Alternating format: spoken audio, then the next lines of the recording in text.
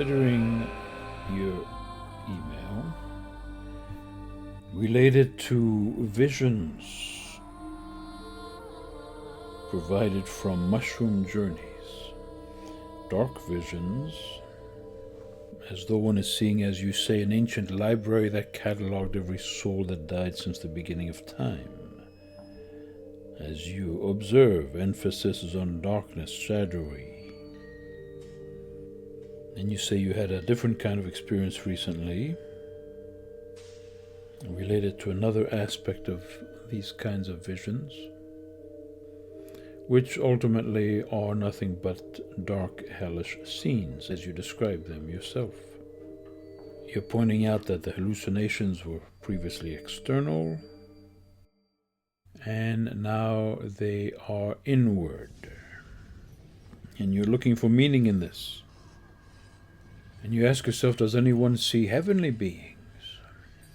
And that perhaps what you are witnessing in these moments has something to do with the glass being half empty. In other words, being a negative type. So, what can you deduce from this? These experiences all have a dark side, a heavy, a troubling,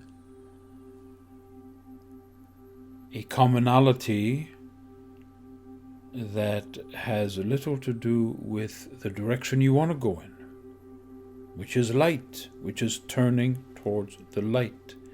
Light in itself is not one full of visions. In fact, the Holy Fathers of the ancient tradition are suspicious of visions, even great visions, because it's not about that.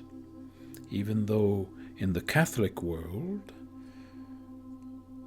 that has been encouraged.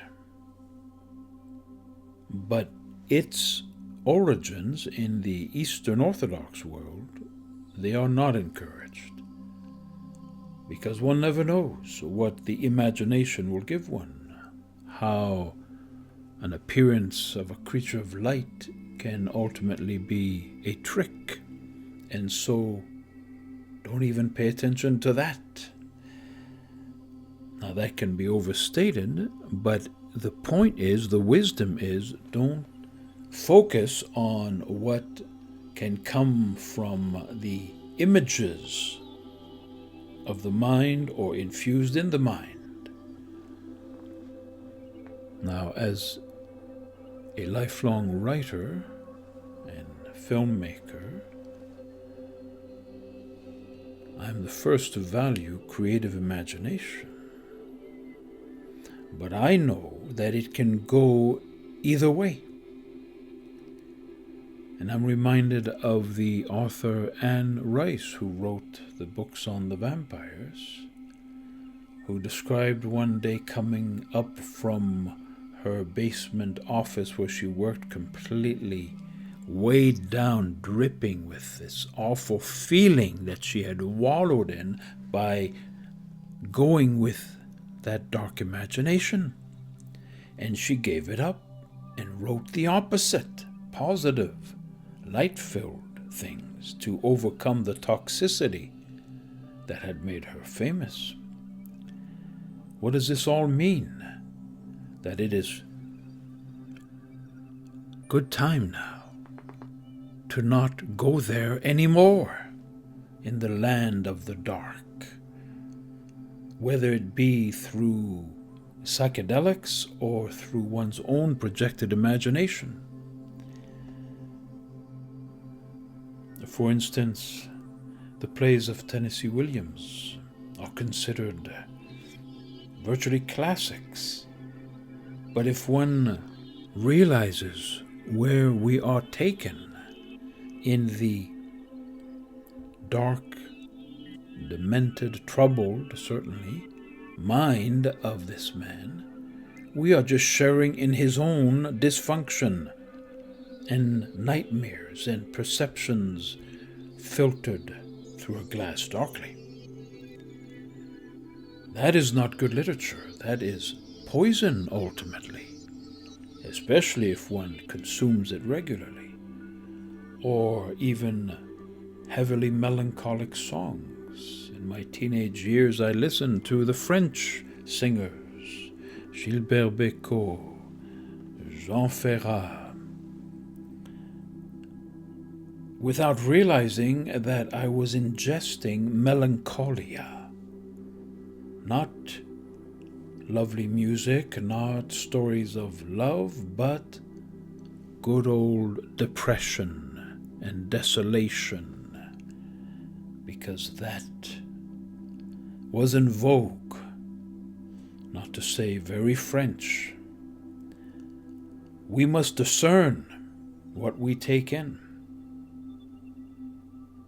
relation to our aim. And if the aim is to go towards the light, towards the heart of God, towards those higher mysteries of the spiritual realm, then one cannot wander about in what Maurice Nicoll calls our inner ghetto, dangerous neighborhoods, dark places. He has a beautiful personal story on these matters. Here's a dream he had that he shares in his masterful book, The Mark. Someone pushes me up a grass slope. There is a ditch. It is not wide, but difficult to cross. The difficult-to-cross ditch at the top of the slope is full of the bones of prehistoric animals, the remains of violent things, of beasts of prey, of monsters, of snakes. They go far down into this abyss. There is a plank to cross by, but the air seems full of restraining power, like the invisible influence of some powerful magnet. And this, with the fear of crossing this depth, although the width is not great, holds me back. I cannot say for how long, for there is no ordinary time in all this. Then I find myself across, on the other side. What wonderful vision do I now behold? I see someone teaching or drilling some recruits, that is all. At first sight there seems nothing marvelous. He smiles, he indicates somehow that he does not necessarily expect to get any results from what he is doing. He does not seem to mind. He does not show any signs of impatience when they are rude to him. The lesson is never over, but this will not make any difference to him. It is as if he said, well, this has to be done. One cannot expect much. One must give them help, though they don't want it. It is his invulnerableness that strikes me. He is not hurt or angered by their sneers or lack of discipline. He has some curious power, but hardly uses it. I pass on, marveling that he could do it. I could not take on such a thankless task. Eventually I come to a place, perhaps a shop, where boats are stored. Beyond is the sea. When I wake, I think of this man. To do what he is doing is so utterly contrary to anything I would do. I would need a new will to do it. It would mean I would have to go in a direction I never went in. I thought much about this direction. How could I define it to myself? I would have been violent to those recruits. Yes, that was it. He showed no violence. He had not a will of violence. He seemed purified from all violence. That was the secret. That was the source of the curious power I detected in him. A man without violence. And then I reflected that to reach him I had to get across to the other side of the deep gulf full of the bones of prehistoric beasts, full of the remains of violent creatures. This had been done for me somehow, and I found myself in the border of another country, at the edge of it only, but beyond the prehistoric beasts. Here this non-violent man lived and taught. It was the country of the non-violent, where recruits were being taught. They seemed an indifferent lot, but perhaps they represented people who could learn something eventually. He had nearly finished his lesson. Beyond was the sea, and there were boats stored near it. No doubt when he had finished the course he was going on somewhere beyond the land. As for me, I had been given only a glance into the meaning of a new will, a will not based on violence or on having your own way. I repeat, only a glance, for I knew I had not, save in spirit, really crossed that deep gulf yet, filled with the bones of the violent past, and left it behind, finally. There were no recruits for me. Or were those recruits different eyes in myself that he was trying to teach? Certainly none of the waiting boats was mine, but from this glance I knew more practically what going in a new direction is, and what a new will purified from violence means. I know also that the possibilities of following this new will and new direction lie in every moment of one's life, and that I continually forget.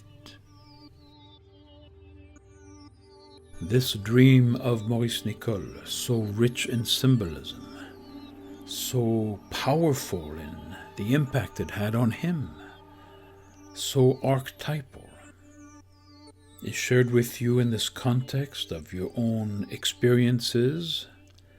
Perhaps you can see similarities, and the call to get across, cross over to the other side, get to another land where all those visions are no more and new possibilities exist for you. This is the aim of this work, nothing less. May it be so for you. May you find this new light, new perspective, new cleansing, healing and liberation.